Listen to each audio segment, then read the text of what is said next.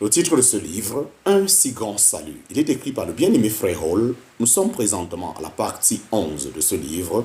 Partie 11 de ce livre, chapitre 5, petit 5. Chapitre 5, petit 5. Pour notre salut quotidien, un dernier élément s'ajoute à l'intercession du Seigneur et à l'action de la parole de Dieu. C'est la présence du Saint-Esprit en nous. Le Seigneur l'a envoyé pour être avec nous jusqu'au bout de la course. En parenthèse, Jean chapitre 14, verset 17. Il nous permet de comprendre la parole de Dieu et nous fait jouir du Seigneur dans la gloire. Chapitre 5, petit 5. Chapitre 5, petit 5. Le salut futur. Il nous reste à considérer un autre groupe de passages qui parlent du salut comme d'une chose que nous attendons. En parenthèse, Hébreux chapitre 9, verset 28. Romains chapitre 11, Romains chapitre 13, verset 11. En effet, nous devons encore être sauvés de la colère de Dieu dans son sens terrestre, c'est-à-dire des jugements apocalyptiques. Nous avons aussi à être sauvés de la mort physique de notre corps. Tout cela, c'est l'espérance chrétienne. Elle est comme un casque qui nous permet de redresser la tête malgré l'adversité. En parenthèse, 1 Thessaloniciens chapitre 5, verset 8. Notre espérance du salut se réalisera à la seconde venue de Christ. Pour le monde, il viendra comme un juge, mais pour nous, il n'en est pas ainsi. Nous attendons le Seigneur Jésus-Christ comme sauveur qui transformera le corps de notre abaissement en la conformité du corps de sa gloire. En parenthèse, Philippiens chapitre 3, versets 20 à 21. Bientôt, il apparaîtra une seconde fois, sans péché, à salut à ceux qui l'attendent. En parenthèse, Hébreux chapitre 9, verset 28. Ce salut futur est le dernier acte de délivrance accompli par le Seigneur en notre faveur. C'est comme le couronnement de sa miséricorde. Il ressuscitera ceux qui sont morts en lui et enlèvera les croyants vivants avant que la grande tempête de la juste colère de Dieu ne se déchaîne sur la terre. Alors, nous serions tous avec le Seigneur à l'abri du danger pour toujours. Notre salut sera absolument achevé. Chapitre 5, petit 6. Chapitre 5, petit 6. Question 1. Philippiens chapitre 2, verset 12. Travailler à son propre salut avec crainte et tremblement. Chapitre 5, petit 6. Question 1. Philippiens chapitre 2, verset 12. Travailler à son propre salut avec crainte et tremblement. L'apôtre Paul engageait les Philippiens à travailler à leur propre salut avec crainte et tremblement. En parenthèse, Philippiens chapitre 2, verset 12. Comment faut-il comprendre ce passage? Les Philippiens étaient menacés de deux manières. Des adversaires au dehors, en parenthèse, fin du chapitre 1, et des dissensions au dedans, en parenthèse, début du chapitre 2. Il était relativement facile de faire face aux premières menaces alors que les secondes étaient tellement dangereuses qu'il était nécessaire de faire appel à l'exemple incomparable de Christ. De plus, l'apôtre ne pouvait plus les aider car il était prisonnier à Rome. Dans ces circonstances, les Philippiens devaient faire preuve d'une grande vigilance spirituelle pour se maintenir dans un bon état malgré les dangers qui les pressaient. Ils devaient travailler à leur propre salut, non pas au salut de leur âme qui est obtenu une fois pour toutes, mais au salut de leur course chrétienne. Ce salut quotidien doit être envisagé sur deux aspects. D'un côté, Dieu opère en nous le vouloir et le faire selon son bon plaisir, en parenthèse, Philippiens chapitre 2, verset 13. Et de l'autre côté, nous avons à être diligents afin que la grâce de Dieu ait son plein résultat en nous. Chapitre 5, petit 7. Chapitre 5, petit 7. Question numéro 2. Acte chapitre 2, verset 40. Sauvez-vous de cette génération perverse. Chapitre 5, petit 7. Question numéro 2. Acte chapitre 2, verset 40. Sauvez-vous de cette génération perverse. Le jour de la Pentecôte, l'apôtre Pierre exhortait les foules en disant « Sauvez-vous de cette génération perverse ». En parenthèse, Acte chapitre 2, verset 40. De quel aspect du salut s'agit-il? Après la crucifixion du Seigneur Jésus, et plus encore après le rejet de la grâce lors du martyre d'Étienne, la nation juive fut placée sous un jugement gouvernemental. Elle devait être l'objet du châtiment solennel dont une partie fut accomplie lors de la prise de Jérusalem en l'an 70. En recevant l'évangile, les croyants juifs devaient se séparer de ce peuple rebelle afin de ne pas être jugés avec lui.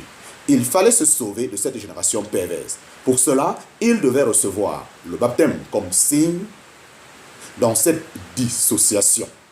Cela leur causa beaucoup de souffrance, mais les sauva du terrible sort réservé au peuple.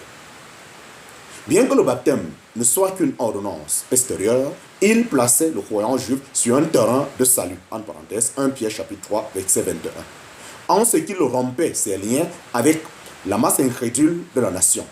Lorsqu'un grand navire sombre, on peut mettre à l'eau les canaux de sauvetage au moyen de cordes ici installées. Mais cela ne suffit pas. Si les cordes ne sont pas coupées, il n'y a pas de salut. Le baptême coupe les cordes et c'est en cela qu'il sauve. Chapitre 5, petit 8. Chapitre 5, petit 8. Question numéro 3. Matthieu chapitre 24, verset 13. Celui qui persévérera jusqu'à la fin sera sauvé. Celui qui persévérera jusqu'à la fin sera sauvé. Celui qui persévérera jusqu'à la fin sera sauvé. En parenthèse, Matthieu chapitre 24, verset 13. À la lumière de cette déclaration, peut-on être sûr de son salut avant le terme de la vie sur la terre? Dans ce passage, il ne s'agit pas de la fin de la vie d'un homme sur la terre, mais de la fin des temps avant le retour de Christ. Le Seigneur adressait ces paroles aux disciples qui représentaient à ce moment-là le résidu futur d'Israël qui sera sur la terre durant cette période de la fin. Par conséquent, le salut dont il est question est un salut terrestre qui sera accordé à ceux qui auront traversé avec persévérance la grande persécution d'alors. Bien que ce passage puisse avoir certaines applications morales pour nous, il ne nous concerne pas directement. Il ne doit pas être utilisé pour enseigner que l'on ne peut être sûr de son salut avant sa mort. Ce qui est une fausse doctrine. Chapitre 5, petit 9. Chapitre 5, petit 9. Chapitre 5, petit 9. Question 4. Romains chapitre 10, verset 9. La confession de bouche nécessaire au salut. Chapitre 5, petit 9. Question numéro 4. Romains chapitre 10, verset 9. La confession de bouche nécessaire au salut. Si tu confesses de ta bouche Jésus comme Seigneur et que tu crois dans ton cœur que Dieu l'a ressuscité dans les morts, tu seras sauvé. En parenthèse, Romains chapitre 10, verset 9. Pourquoi la confession de la bouche est-elle liée au salut dans ce passage? Pourquoi la confession de la bouche est-elle liée au salut dans ce passage? Comme nous l'avons déjà expliqué, le mot salut a une signification très large. Il concerne le salut de l'âme, mais il comprend aussi d'autres délivrances accordées par le Seigneur et en particulier la délivrance du monde. Lorsque nous croyons dans nos cœurs que Dieu a ressuscité le Seigneur mort pour nous, nous obtenons la justification devant Dieu, le salut de notre âme. Cependant, cet aspect du salut n'est pas perceptible par les hommes. Il s'agit davantage d'un acte juridique dans le ciel que d'un fait visible sur la terre. Il conduit pourtant à ce que nous soyons sauvés ici-bas du monde, de la chair et du diable. Le tout premier pas vers ce salut plus visible est la confession de Jésus comme Seigneur. Il faut une confession de la bouche, car une conversion secrète sans témoignage extérieur n'est pas suffisante pour ce côté du salut. Il faut une confession de la bouche, car une conversion secrète sans témoignage extérieur n'est pas suffisante pour ce côté du salut. Le verset suivant précise, car du cœur on croit à justice et de la bouche on fait confession à salut.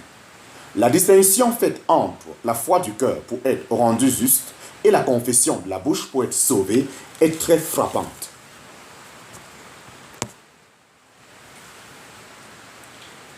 Elle nous fait comprendre qu'être sauvé est une bénédiction plus étendue qu'être justifié.